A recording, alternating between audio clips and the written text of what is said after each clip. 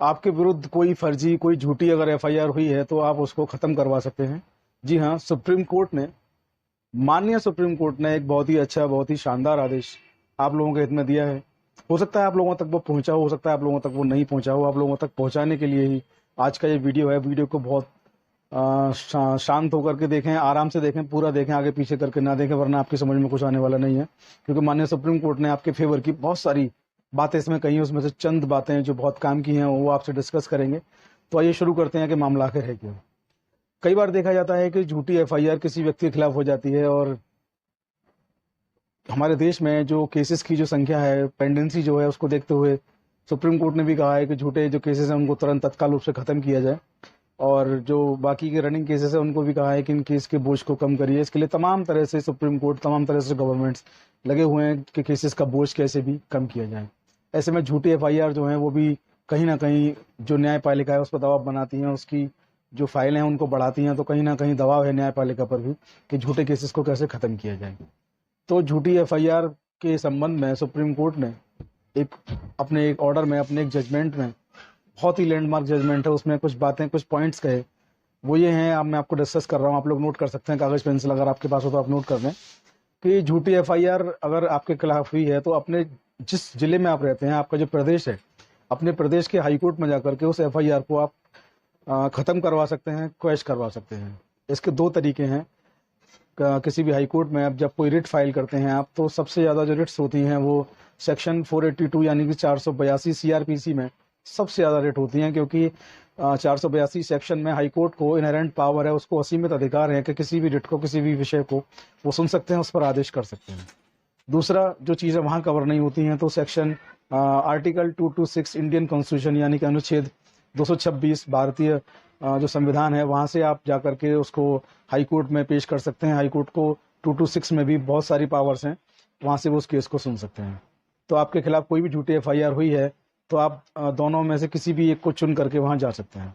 अब दोनों में चुनने की बात यहाँ आएगी तो मैं आपको बता दूं कि जिन मामलों में चार्जशीट दाखिल हो चुकी है, जिन मामलों में आपके खिलाफ एफआईआर हुई, जांच हुई, चार्जशीट दाखिल हो गई, लेकिन आपको झूठा फंसाया गया, उस मामले में आप सेक्शन 482 सीआरपीसी यानी कि धारा 482 सीआरपीसी में हाईकोर्ट में जाकर के प्रार्थना पत्र दे सकते हैं कि एफआईआर को क्वैश कर दिया जाए, खत्म कर दिया जाए। इसके लिए आपको एविडेंस भी देने पड़ेंगे।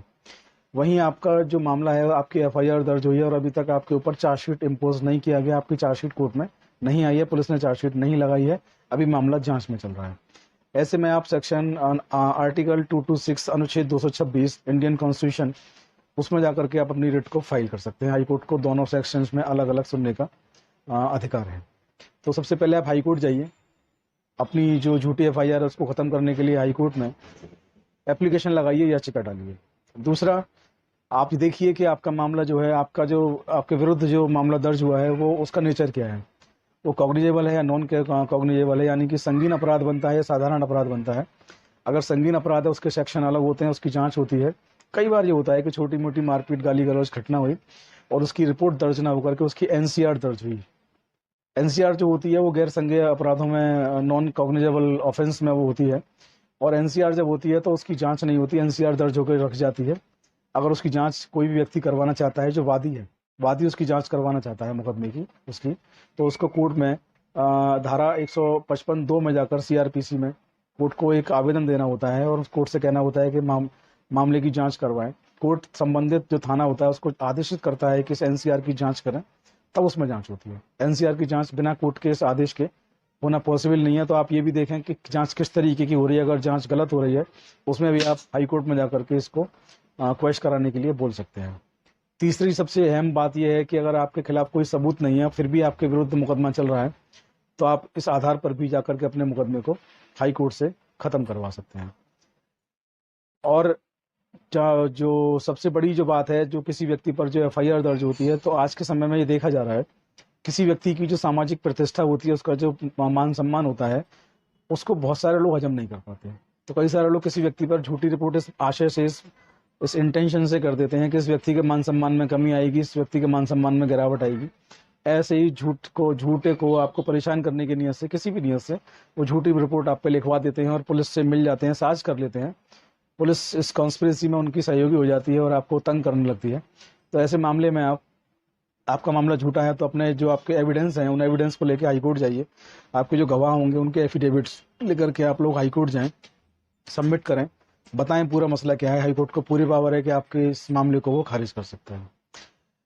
अब मैं आपको बता दूं इस केस का टाइटल क्या है, शीर्षक क्या है, क्योंकि सुप्रीम कोर्ट का ऑर्डर है और हाई कोर्ट को, सुप्रीम कोर्ट जो कुछ भी बोलता है किसी भी केस में, तमाम हाई कोर्ट्स के लिए, तमाम डिस्ट्रिक्ट कोर्ट्स के लिए वो आदेश हो जाता है।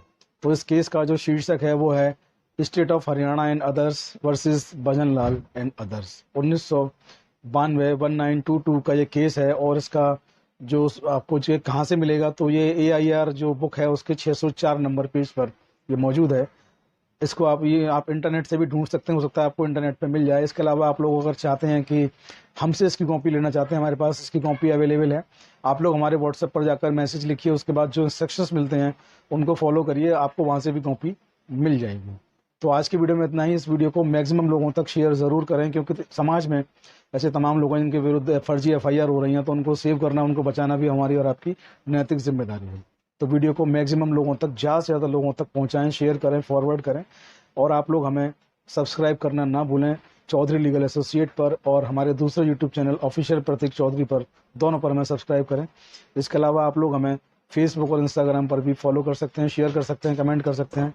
आपको करना भी चाहिए, अपना प्यार आपको दिखाना भी चाहिए। ID सेम है, चौधरी लीगल एसोसिएट। सबके लिंक आपको हमारे जो डिस्क्रिप्शन है वहाँ पर मिल जाएंगे। आज की वीडियो में इतना ही। जय हिंद, जय भारत, नमस्कार।